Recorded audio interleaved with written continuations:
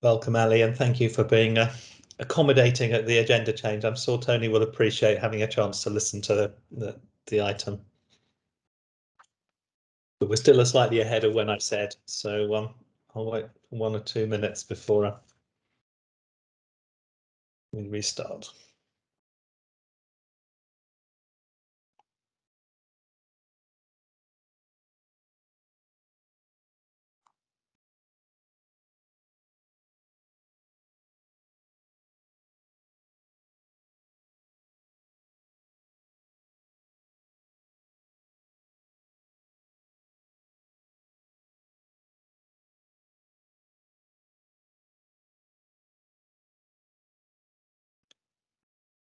Joy, are you back with us?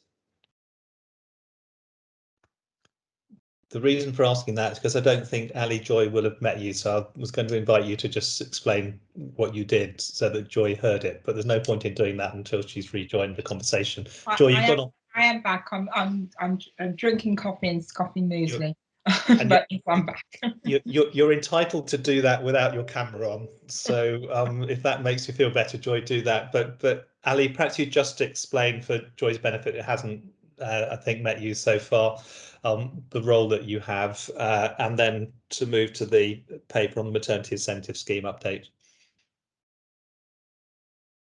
You're on mute, Ali. Thank you, Chair. I'm the Director of Midwifery at OUH, and that's across all of the sites that we have. So we have 4 MLUs, as you know, community services and the JR with our tertiary unit. Thank you. Good to meet you. Do you want to give us the update on the maternity incentive scheme? Yes, we are now in a position to declare our compliance with the 10 safety actions.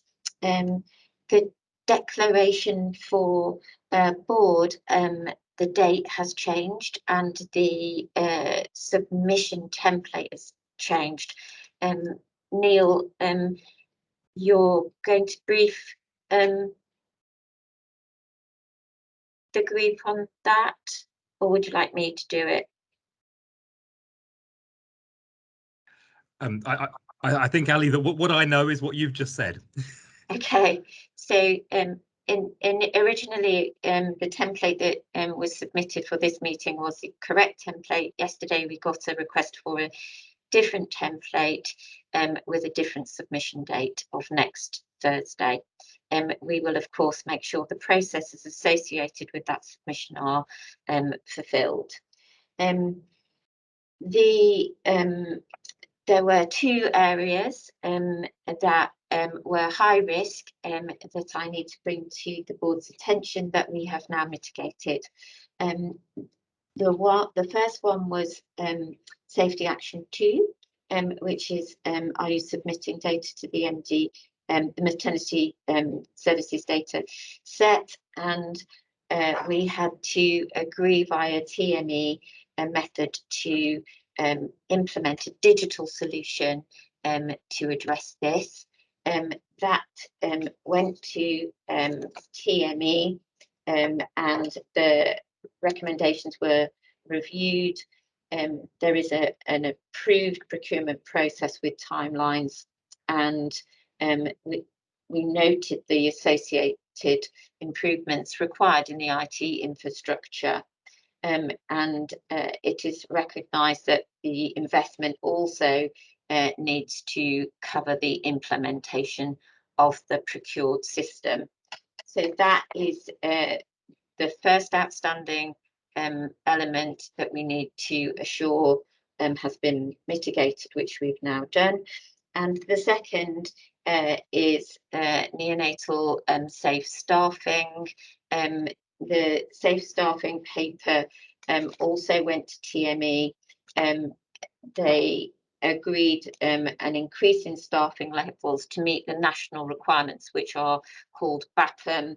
They address both the neonatal nursing infrastructure and the medical infrastructure to support neonatal provision. And the paper outlines where the gaps were and the plans to mitigate this.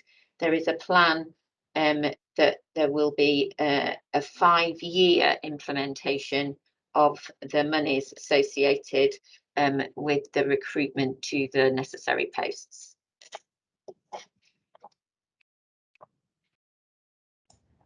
Thank you very much, Ali. So I think I understand from that if you have to put a different template in, we can't formally sign this off today, and I'll need to ask the board to give me the authority to sign it off. But you're telling us that the content is going to be the same, so we can have a discussion about what we've done, but that the format needs to be revised. I can see Ali nodding, so I think I've understood that Yes. correctly. And it's entirely consistent with the brief that Neil gave me, so it must be right if those two things are both true, even if there's a common source from that. So essentially, we have a substantial amount of assurance on the areas that previously we were not sure about, and now we've seen we've made progress, so that the picture has gone green, shall we say, from having a number of other areas. Tony, I know you've been looking at this. Are you satisfied that it's appropriate for us to sign that off? Yes, I am. I think there's been very good progress on all of this. Thank you. And I'm also got a note from Katie to say that she's of the same views. So I think I would invite the board to confirm that we think we now have sufficient assurance on this to fill the template in once we've got the right template, and to ask them to delegate authority to me as chair to sign that off, which I would not do except I think on the recommendation of Ali, Sam if she's back, and Megan, I might call on you if Sam is not back, just to get assurance that you're satisfied that it's consistent with the papers that we've got. And then Joy, sorry, I've missed your hand. Joy. Yeah, I'm sorry. I feel like I don't know whether I understand this well enough to ask a question, and I can really see there's been quite a lot of work in trying to address these standards, and I'm going to bow to Tony in this case. But I'm looking at the fact that so on point A, that we're reporting perinatal deaths that are eligible to Embrace UK. But I'm wondering where actions sit that address the disproportionate number of experiences of Black and minority ethnic women in childbirth. Now, it may be that this particular action plan has absolutely no relationship to that, but then part of me thinks if these are safety actions, then surely there should be some consideration or reflection of that disproportionate experience. So it's a kind of fact-finding, digging question, if you like. Yeah.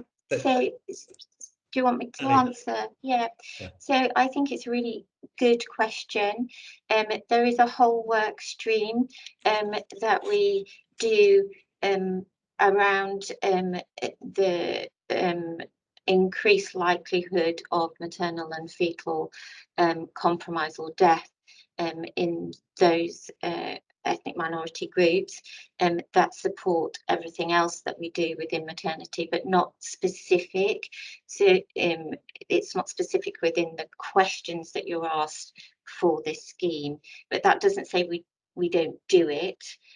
It's a separate strand of work, and it is reported via the Bob LMS programme. Megan, you want to come in on that too? Thank you, Chair. I just wanted to mention that a couple of weeks ago, the Health and Social Care Committee met when they released their papers, their minutes and their recommendations on maternity and continuity of care for women of Black and ethnic minority background is one of the points that are mentioned there. There are some 15 to 20 recommendations made by that committee, and Sam and I will sit with Ali and Catherine Greenwood, who's the clinical director, to go through those recommendations and see where we actually do meet them and provide evidence, and where we don't, try and mitigate and complete those actions as soon as is practical. But absolutely correct that the experience of women of Black and ethnic minority background is a key step in those recommendations. Thanks, Mega, and thanks, Joy, for raising it, because it's something that I've also... Can I just come back on it a little Yes. bit, Jonathan, if you don't mind? So I'm Of now course, confused even about the status of this actual tool, because it so I feels was about to comment on that, Joy. Can I have a go at sorry. commenting on it and then see if it answers the question? So, Joy, you've raised a question which I and others have raised previously, and you've also, in that supplementary, just put your finger on one of the oddities, but also worries that we have about how we get assurance in this area, which is that we have a large number of external reports that we have to fill in, of which this is one.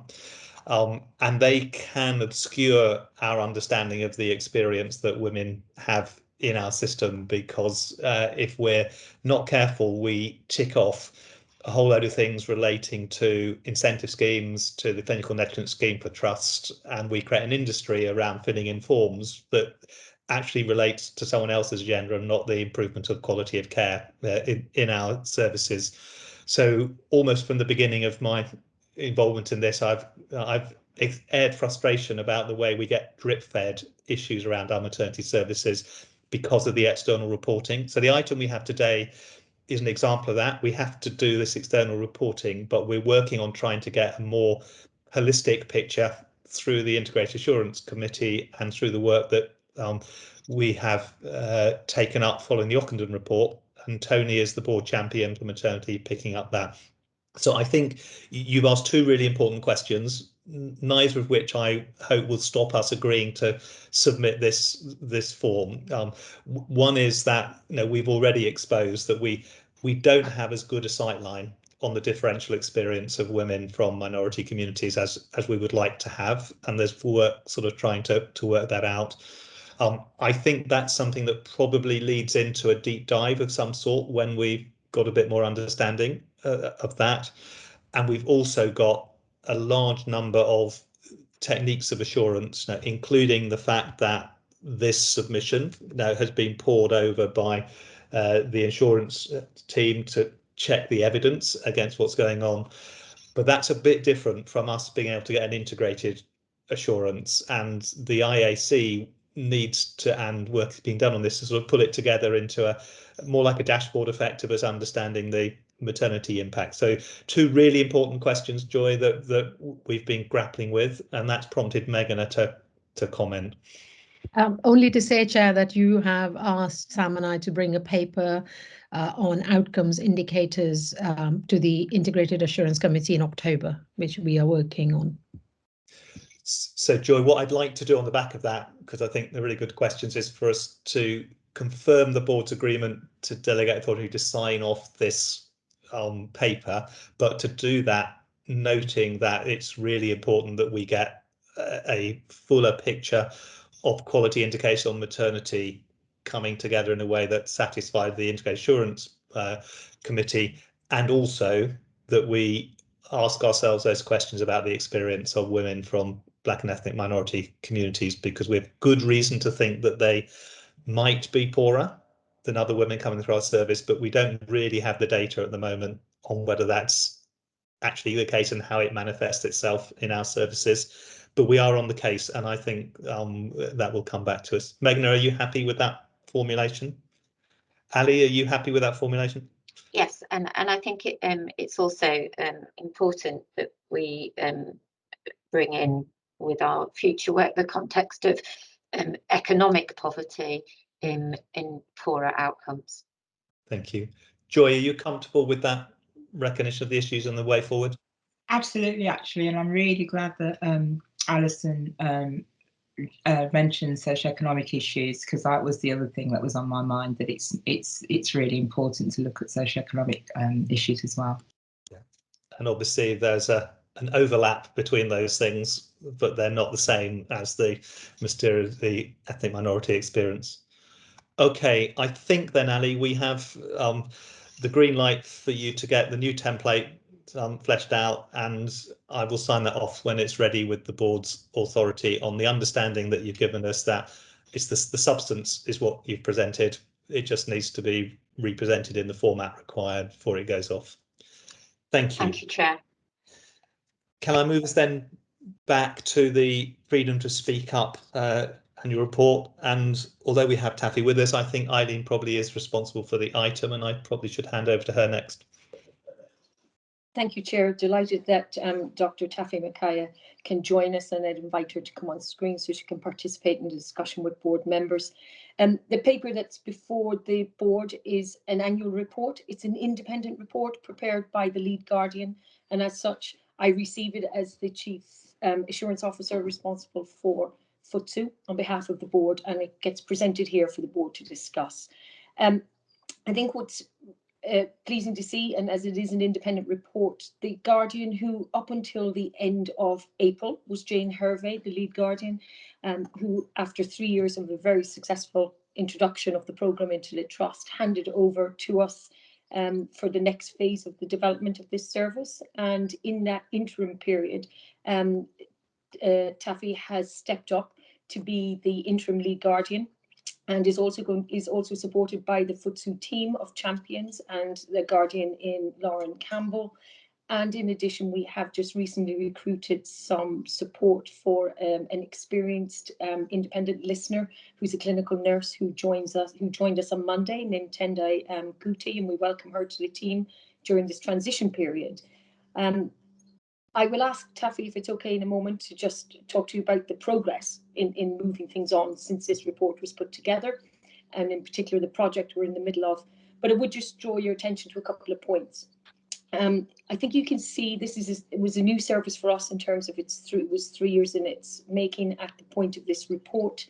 It highlights the increase in contacts that we have received over the years, which I think is testament to building the confidence with individuals to actually use this service to speak up, to seek advice and support on concerns that they have, either relating directly to patient safety or on issues such as their staff experience, which may impact on patient care, patient safety, or their staff experience.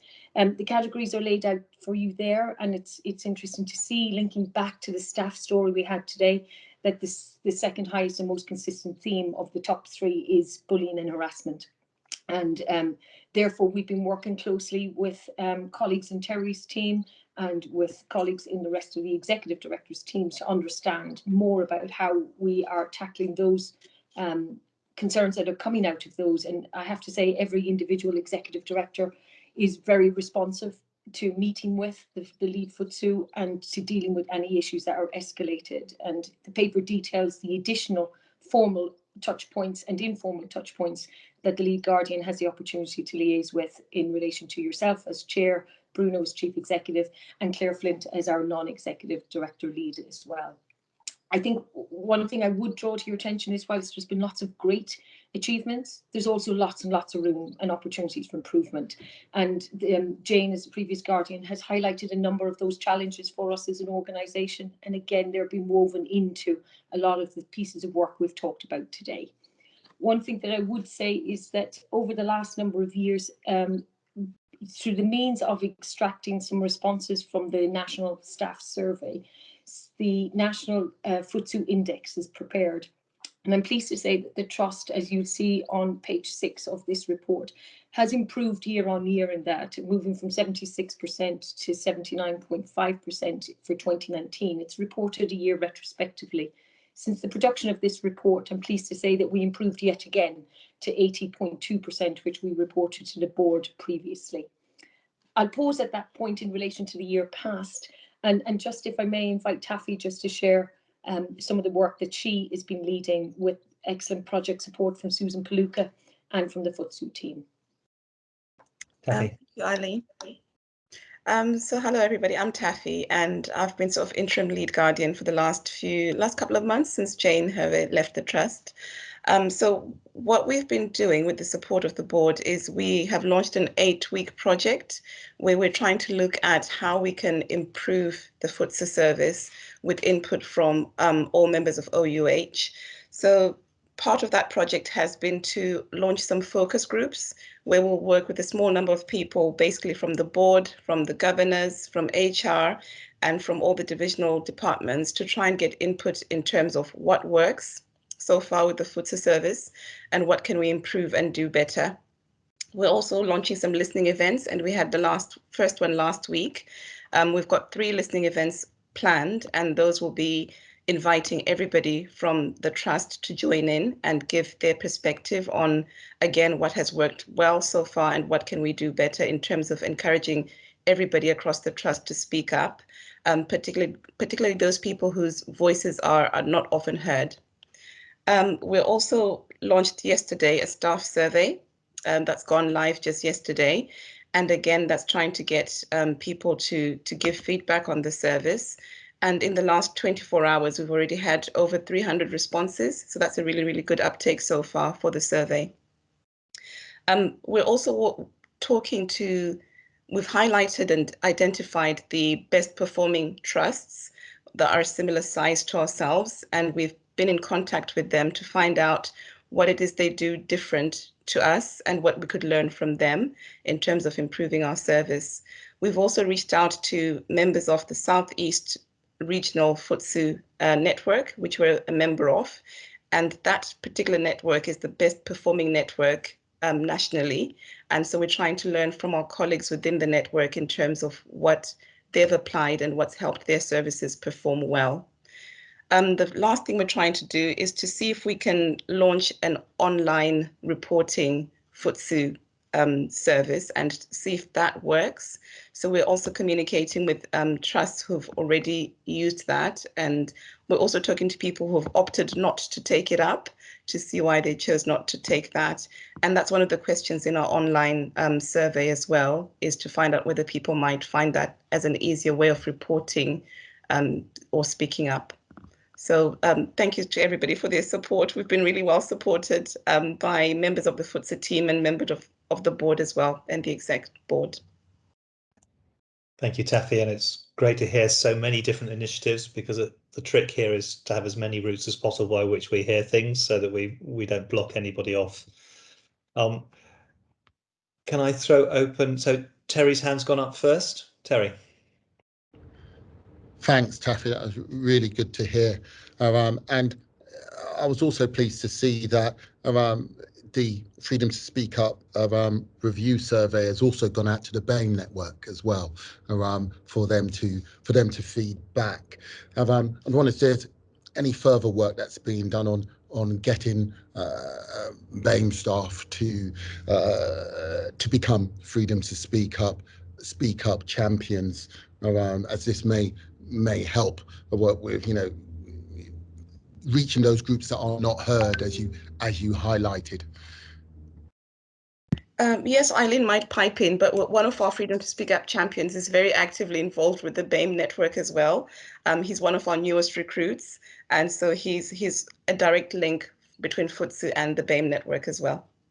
You were right, Taffy. Eileen popped up. Eileen, would you like to say you agree with what Taffy said you were going to say, or have you got something else? Yeah, no, absolutely. Sri is our newest member of the FTSE champion team and has brought a great energy as well, and focus in helping us, and that link not just to the BAME network. Actually, Terry, I am the exec sponsor for the Disability and Accessibility Network, and that's another area where actually people often don't find their voice and don't find a way of communicating some of the particular challenges that relate to them. I know Jason, as chair of the LGBT network, has also we've actually been holding some sessions, and Susan has been attending different networks to seek their views. So I think we're trying to find as many ways as possible to engage with all of the staff groups. But if there are anybody else has any more ideas, we're very open and welcome. The plan is that the project is in this 8-week phase of gathering, listening, hearing, and checking, and most importantly, learning from others. And we're getting some excellent feedback, as Taffy says, from people outside the trust. And then the plan is to bring that learning together to check, first of all, the findings with the divisional teams who've been very, very supportive of the process over the month of August, then to come up with the solutions and proposals for how we can strengthen the process in September, and then to look at having a deep dive with the board and with the divisional directors in October, and allow us to bring back the fruition of all that work to the board in November. Thanks, Eileen. Paula, your hand's next.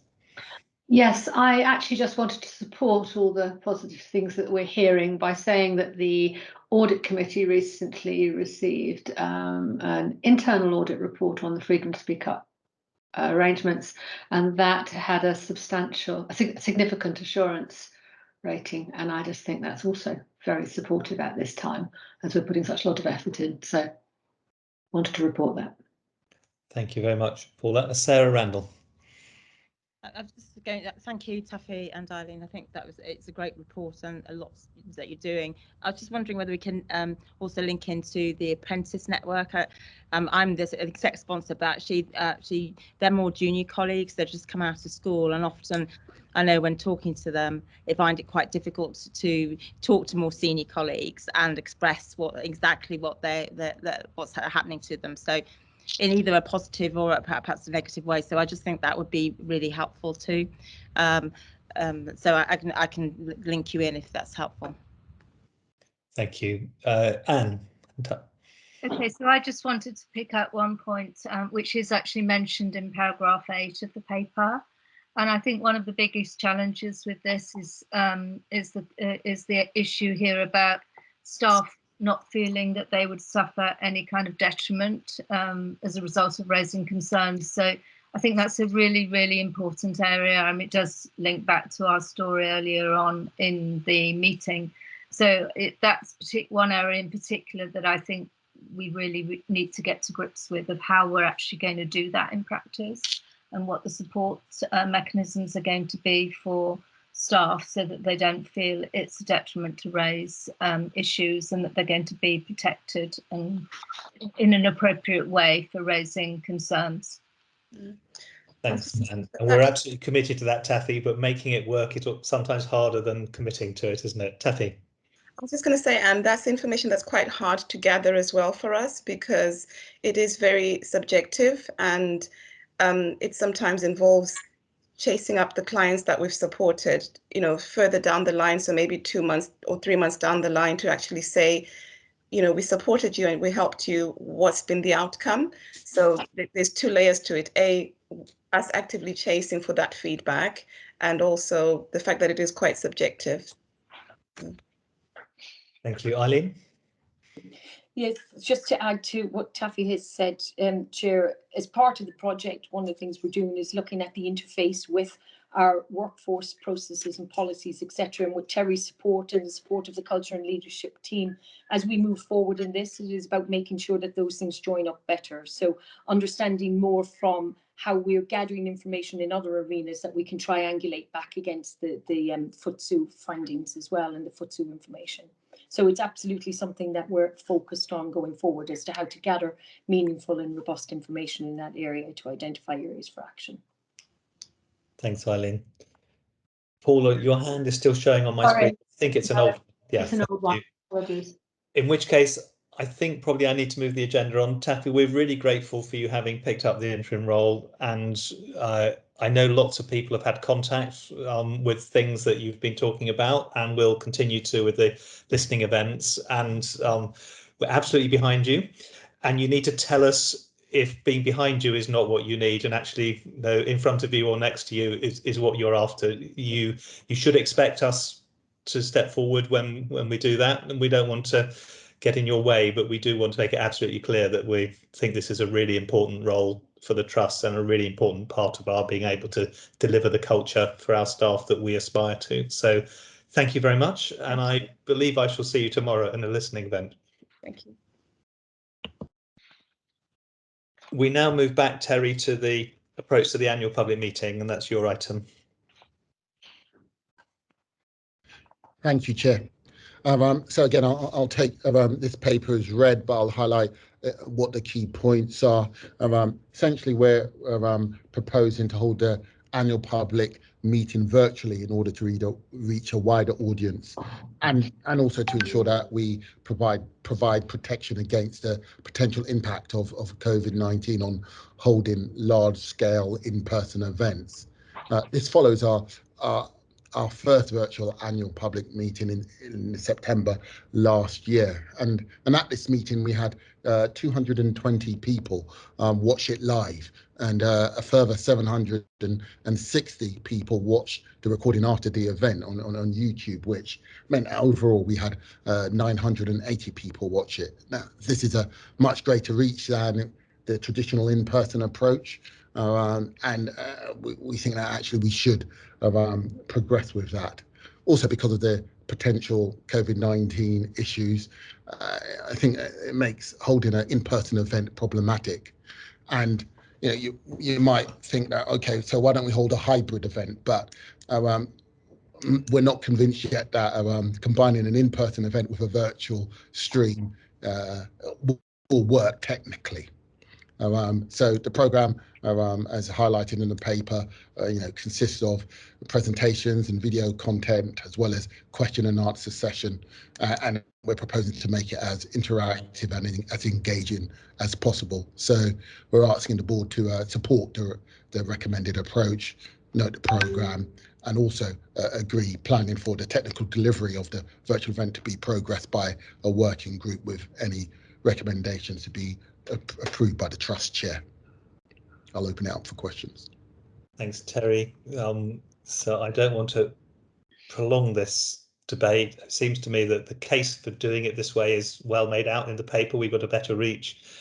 Our experience last year is that we can probably make the technical bits smoother, hence the idea of a working party, but the basic idea, I think, is well explained. So I welcome any observations, but I don't think people should feel the need to make observations today, because they can feed them into the working group and we can try and sharpen that up going through. Are there any, with that sort of slight steer about taking things outside the meeting rather than inside the meeting, that applies to the how we do it bits, but if people are not sure this is the right thing to do, then definitely we should have that discussion here. Okay, Terry, I think you have support for that, and people will feed in any thoughts they've got on how we can make that a bit more interactive or run more smoothly outside of the meeting. Thank you. I think if I've understood my agenda right, we've now got to item 11, Meghana, which is the CRN progress reports and sits with you. If anybody has an agenda item I've missed off in that jumping through, then they can tell me. But Meghana, the CRN report. Thank you, Chair. So I will take the paper as read. This is Meghana, you may have papers near your microphone. We're getting a bit of interruption. So we've hosted the CRN network for South Midlands and Thames Valley since 2014, and I would like to formally record thanks to Val Woods and her team and the two clinical directors, Belinda Lennox and Andy Prothero, who have now decided to move on to bigger and better things. Also, a huge thanks to the team of our research nurses and everybody who has contributed to the work this team have done throughout last year, particularly in focusing on the urgent public health studies and the vaccine studies, and it's all detailed in the paper. They've done a huge amount of work with very short deadlines and met them all systematically and recruited huge numbers of patients.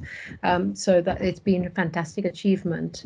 TME has approved the annual report and the annual plan, and I would like to request the board to also approve the two documents, and I'm happy to take questions, Chair. Thanks very much, Meghana. I just had a slight niggle about our ambition. We've done such fantastic things during COVID. We've had to suspend some of that and see that's there. And so I just thought I might ask Gavin, I have warned him I'd ask him this, whether he thinks we're setting our ambition high enough, because this is a very good story, but very good is not necessarily what we aspire to in Oxford. So it'd be good to hear his views. Gavin. Jonathan, thanks.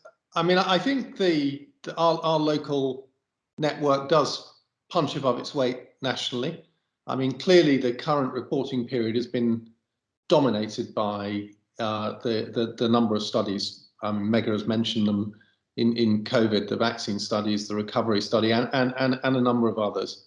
And actually, there's been great success with those studies in distributing them widely and nationally. So, for instance, in recovery, nearly 200 hospitals participating. So I think the trajectory, and Meghana can perhaps comment on this, the trajectory has been of us punching over our weight. I think this time we in terms of numbers, I think we've achieved well nationally. Perhaps the numbers aren't quite as proportionately high as they have been previously, but this is not a normal year, and I think we have to recognise that we've led nationally on these studies, and actually there has been a coming together, and a lot of other hospitals have really stepped up, which is a good thing. So I think the ambition is there. I think the leadership is good. I think the amount of activity in the network concentrated around our own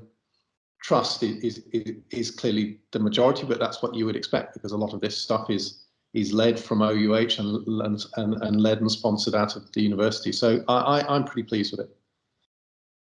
Thank you, Gavin. I just wanted to also say, Chair, that the ask now and the intention is to increase primary care, recruitment through primary care, which is what the focus is, and also commercial studies in terms of getting recruitment into commercial studies back to target times, and that is going to be our focus.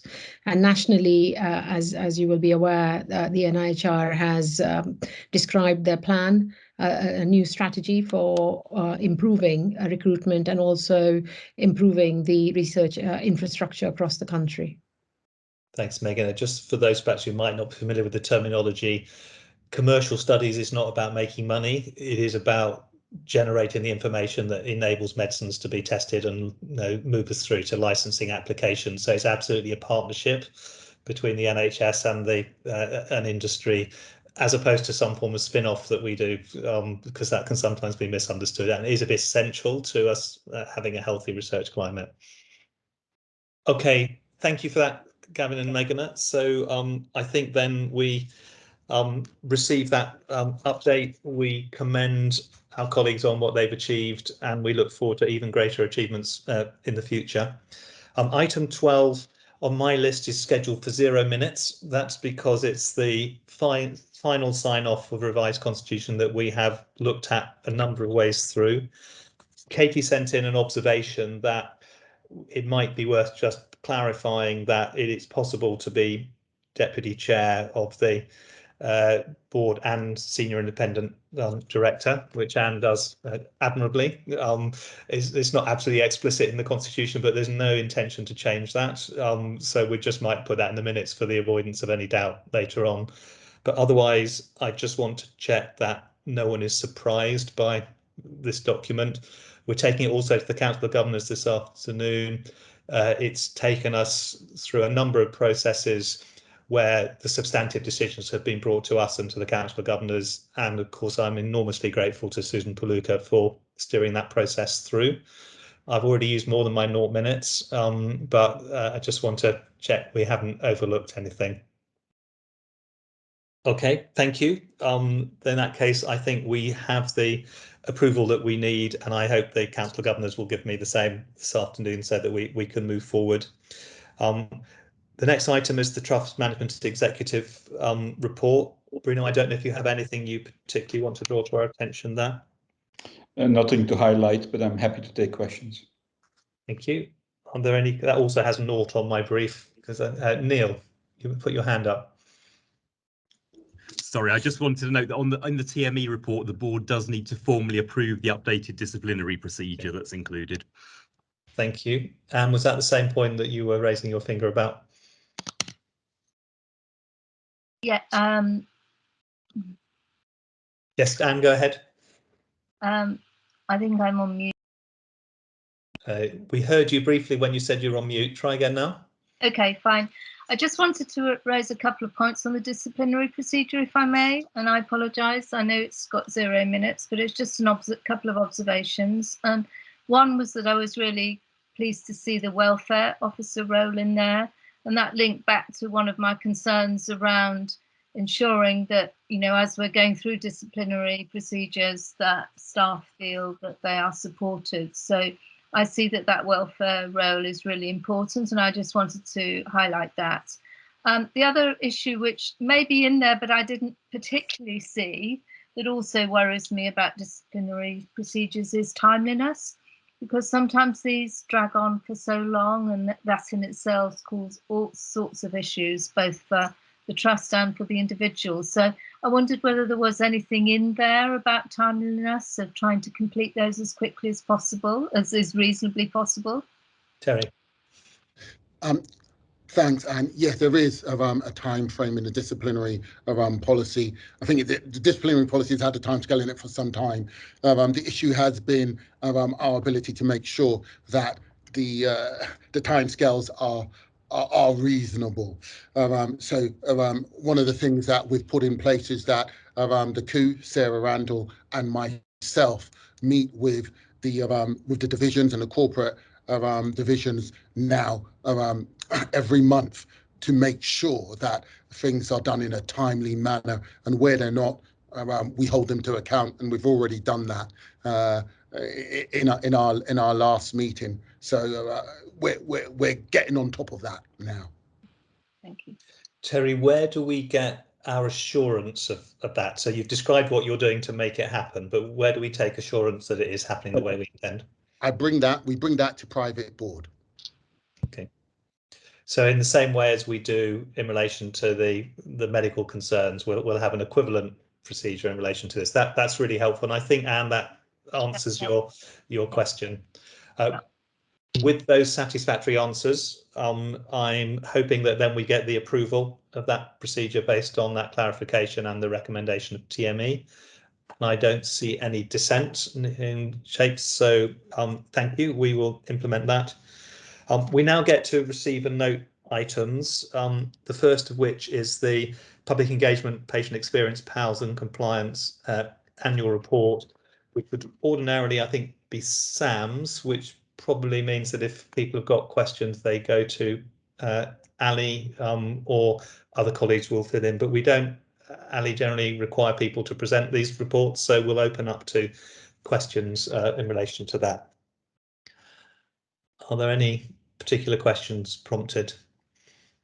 Okay, thank you very much.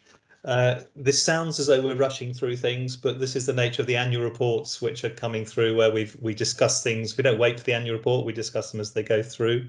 And the next one is another information report, and it's the end of life care annual report.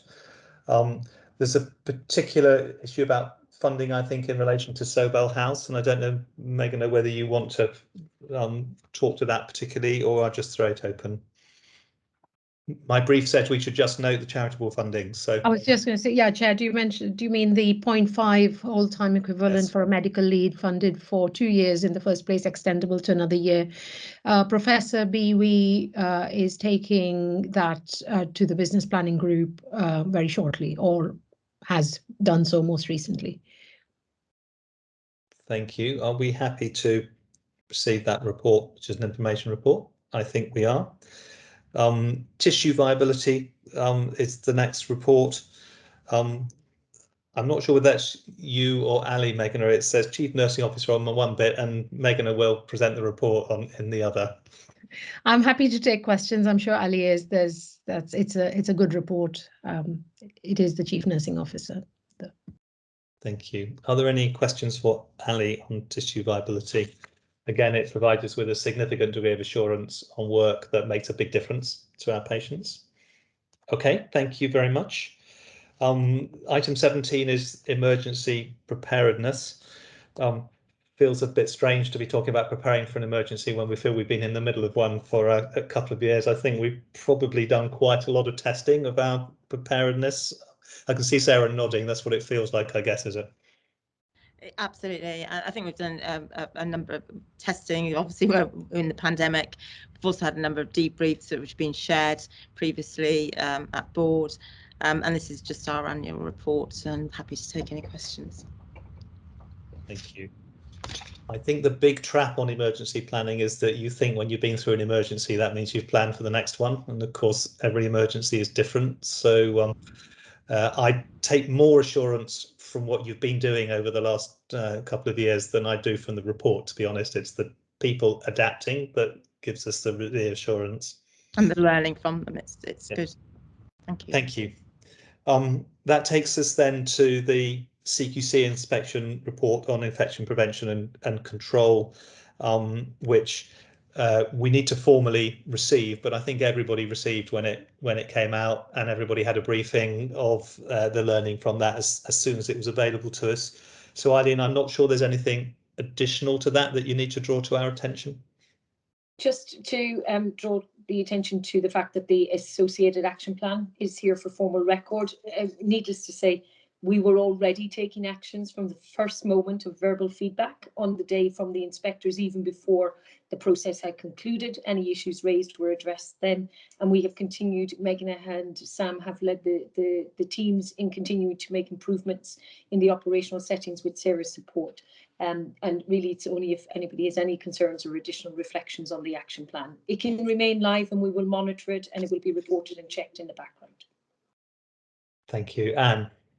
I just have an observation on the action plan, and that's in Appendix 1, the second item, which is around storage in wards areas. Now, obviously, this is, I'm aware from my many years in the Trust that this has been a big issue across the Trust for a long time. And I noticed the timeline for this is 31st of July, which is really encouraging. So I guess it's really to get a sense of what we expect to be able to achieve from that, because to achieve, okay, I know that the review is due to complete by the 31st of July, but maybe the implementation of the findings of that review may take a little longer. I just wanted a better understanding of what we're expecting to see by then. Eileen, did you want to respond to that? Chair, if I may, and Sarah or Megan may wish to add to it, and you're quite correct, we're reviewing at this moment in time, but in addition to that, a lot of the storage issues that were identified were compounded by the pandemic and the need for additional supplies, lots of additional boxes, PPE, etc., that was being held often in local areas as well as being in the central areas. So as people were using supplies, we recognised, however, that in a number of cases, people actually had placed cardboard boxes on the floor, and that's not permissible because you have to be able to clean under the surfaces in case spillages, etc. So the teams have been working on that. There's no doubt that space remains challenged for us, and CQC acknowledge that this is something they've seen in every single trust that they have inspected during the pandemic period, is the challenge of additional supplies.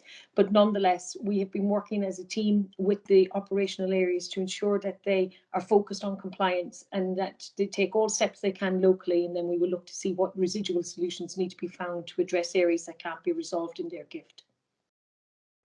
Thank you, Eileen. Claire? Thanks, Jonathan. We've heard some disappointing things about our culture today, but I did want to just pick up on the fact that I think this is really encouraging. If you look down at the sort of good practice identified, there were lots of cultural things within that I think we should be proud of, because my feeling is that 3 or 4 years ago, we might not have been in that place. So I think we should take time to recognise that, as well as, you know, what we need to change. Thank you, Claire. And I think we spoke about that when we first heard about this, but that wasn't on a formal record as it is today. So I think it's quite right that we get on that and complement the leadership around infection prevention and control for doing that in really difficult circumstances. I mean, it's not business as usual, and it's been challenging because of the lack of knowledge about what we're really dealing with, the frequency with which things have had to be reviewed, and an awful lot of confusion created outside the trust on what might or might not happen that must have made it particularly difficult. So I think you're quite right to draw attention to complementing that. Thank you. Eileen, could I just ask one other question on the action plan? So we've identified the monitoring of the action plan through Hospital Infection Prevention Control Committee, Clinical Governance Committee and the TME, but that doesn't take us into our assurance committees. So just take us through, as the action plan is delivered on the executive side, what will the board see in order to get assurance that this has been implemented? So, Chair, as always, what sits behind this is quite a detailed evidence checking and gathering process coordinated by the assurance team. So as it goes through all those stages of the management line, any issues where we have concerns about the level of evidence or about the level of compliance will be escalated into IAC, and we will provide a positive assurance statement, or we will highlight the issues for escalation report to you from TME. remembering that we get a number of CQC interactions. So we have a number of action plans that get monitored and tracked through TME, but the process primarily is to escalate where we have concerns, but any concerns are identified through an independent process from the people responsible for delivering the actions. Thank you. I just wanted to make sure we were really clear about closing that loop, because that's an important part of our responsibility. But with that clarified, I think we can note that paper, and also I can then move on to the next item, which is the quality account, which has been through audit, recommended for sign off and been submitted. Hence, I'm not expecting discussion now because we've had our discussion at earlier stages, but it needs to be recorded in this meeting on the public record. And we should note that an awful lot of people feed into the quality account, and it's discussed with not just internal people but partners, and it's an important record of what we're dealing with. So the relative lack of time on it today is because we've spent quite a lot of time on it previously, and I'm very grateful, Meghna, to you and Sam and colleagues for the work that goes into recording that, because it gives us a really good picture of how our services are delivered in a way that's quite hard sometimes to get when we're focusing month by month on the detailed performance. So I'm very grateful for that. Thank you, Chair. I'll pass it on to the teams. Thank you. The next item is the BAF item. Eileen. Thank you, Chair. This paper should be very familiar to board members. As you're aware, we look at it very intensively in our Integrated Assurance Committee, and it's here for record and for any questions that colleagues may have. Are there questions for Eileen? Okay. I think then that takes us on to a set of regular reporting. Meghna, on learning from deaths, anything particular you'd want to draw to our attention?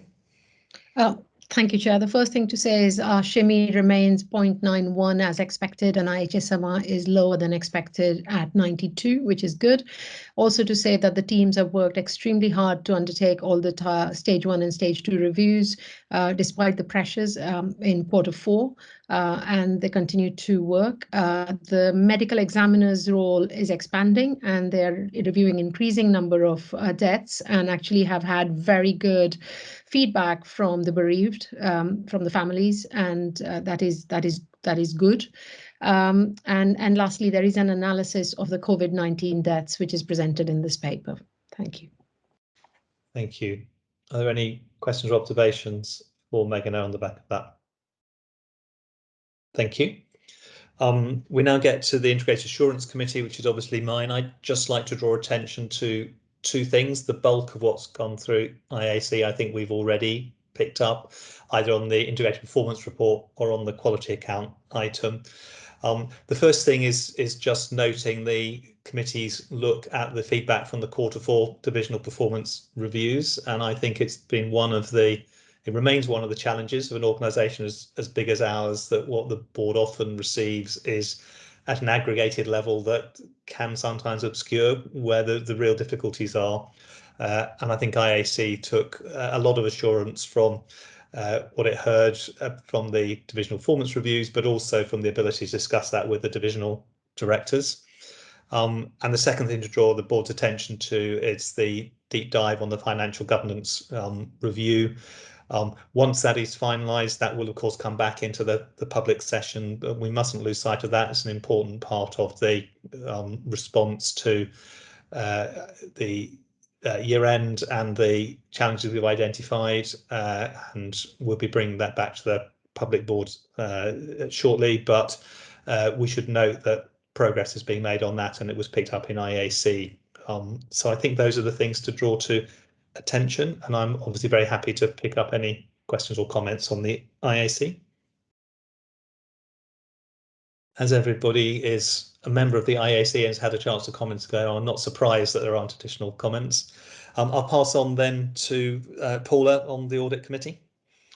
So just a couple of things I think to draw to attention. Quite a lot of the work of the committee over the last couple of months has been centred around the annual report and accounts, and we'll talk more about that when they work their way through the process into the public domain. I talked earlier about the significant assurance report on freedom to speak up. We also had a detailed discussion on some limited assurance audits relating to digital issues, and one of the particular issues that is causing us concern is the issue of training compliance. We talked about it earlier in this session. It is something that we have to find a solution to, particularly, well, in all areas, but it is having an impact in the digital space for us in our information security training. And I know that Terry and David will be working on that, but just to draw that to your attention, we will stay close to that as a committee. And then finally, we did a deep dive to look at how our counter fraud team, TIAA, who are appointed by the trust, are working closely with HR to bring to life counter fraud and make sure it's very effective in the way we operate it within the trust. So we had a really helpful deep dive on that we'll be keeping. Took quite a lot of assurance from the work that was going on. Thanks, Paula. And I think we feel that we're having a happier experience with deep dives in the last couple of sessions where we've agreed a program and they're doing their job in a way that we were concerned we were not quite managing a year or so ago. So I think that's encouraging to note, both from audit and also from integration assurance. Definitely. Thank you. Are there any comments or questions for Paula? Thank you very much. Given how disciplined people have been about not asking questions, I'm not expecting lots of questions on the consultant appointments and signing of documents item. I'm not aware, Neil, of any other business. Or Bruno wants to ask a question. Bruno. You're on mute, Bruno, so... I don't want to ask a question. I just... it refers that we've signed the cladding works for the trauma building. So for the board members that were not able to come to the John Radcliffe site recently, I just tweeted pictures taken yesterday afternoon on the progress of those works. And you'll see that the trauma building is almost clad in the new cladding, which was signed in this document. I thought it was helpful to just give an update on works are progressing quite nicely. Good. You don't hang about, Bruno. You've been out there with your hammer putting it up there. That's fantastic news. Thank you. And probably a good note on us to end the meeting, Neil, unless I've missed any other business. No, Chair, nothing further that I'm aware of.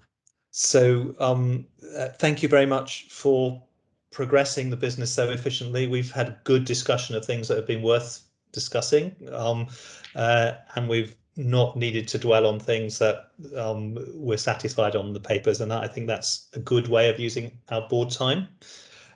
You've therefore earned a slight bit of respite from the scheduled time for the end of the meeting, and I will see colleagues for confidential business, because this is the point at which we agree that subsequent business is out with what we can discuss in the presence of public, even though that presence is largely virtual.